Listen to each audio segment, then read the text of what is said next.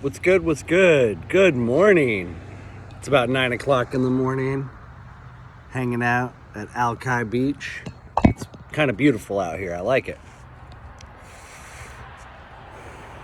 I used to record these videos at a dog park with my dog before he passed away, and I realized I get out in nature a lot less since he passed away, and I need to break that. I need to get back out into nature more. So here I am, trying to raise awareness to the fake race wars that the social engineers are trying to inflame. They're trying to have take over the country. And they're doing a really good job at it, but we're not going to let them win. Check out the shirt, No Division, because we need to not let the social engineers divide us. Apparently, I haven't been following either of these stories very closely, but I've been watching them a little bit. There's two big stories in the news right now, sort of trying to push us into hating our fellow humans. There's this, I think it's Shiloh Hendrix, I think is the name, Shiloh something. This white woman that yelled a naughty word at a minority child. And then there is the Carmelo Anthony case where a black teenager allegedly murdered a white, I have to say allegedly because it's in court, right? But allegedly murdered a white teenager over a track meet argument, which is just so silly to me and so unfortunate. But anyways, these two stories are getting a lot of attention.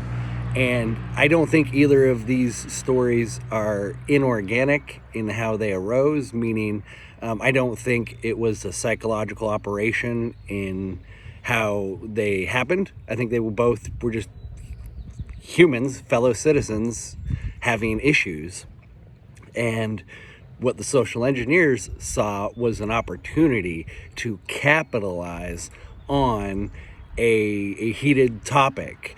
We're already very, very tense as a nation. We're on edge. We're ready for an eruption of some sort, and that's the social engineers' objective. That's what they want, is this civil unrest and the social destabilization, because that lowers property values so their rich crony friends can buy up property at the cheap.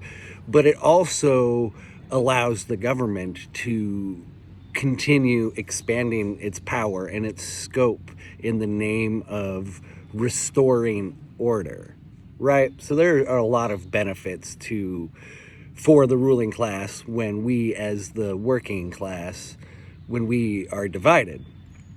And so while both of these stories have a clear wrong party involved, stabbing someone over, a track meet tussle is wildly not acceptable. But then also calling a child a naughty word is also not acceptable. However, the fact that the woman who was exercising her free speech, even if it was gross, might be facing charges, that's intentional. That's because they want white and black and brown and yellow and red people. I know that's racist, whatever, I don't care, but they want everybody divided, because if we're divided, they can wage, like they have been, a class war on us. And as technology evolves to the point where very, very, very soon there are going to be a lot of what they call useless eaters. Their words, not mine. How are we going to deal with all of these useless eaters? Well, wars and plagues are often great solutions for short-term dramatic population reduction.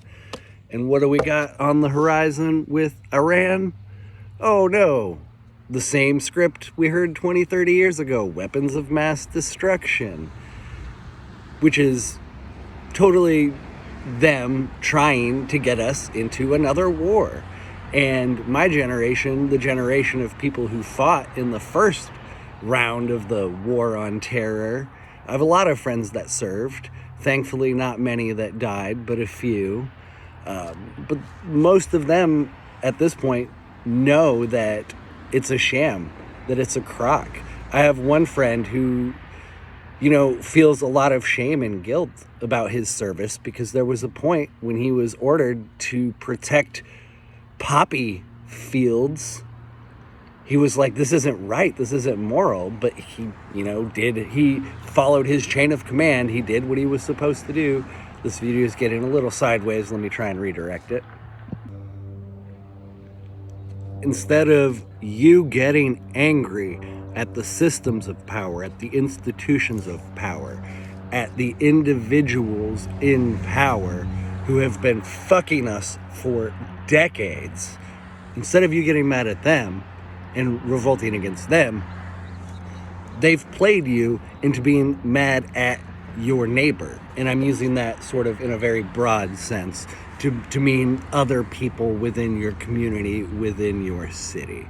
Your neighbor, just think of the people within your city, your little township or community, however big or small you consider that circle. But they've succeeded. They have succeeded. We now are at a place where I think race relations are the worst they have been in the longest of times. It's hard to give a date, because I wasn't around in the 40s and the 50s and the 60s.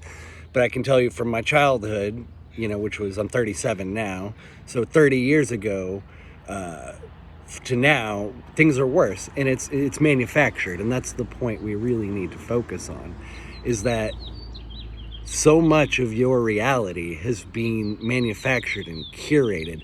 Noam Chomsky can eat a bag of fucking dicks, but Manufacturing Consent was a pretty good book.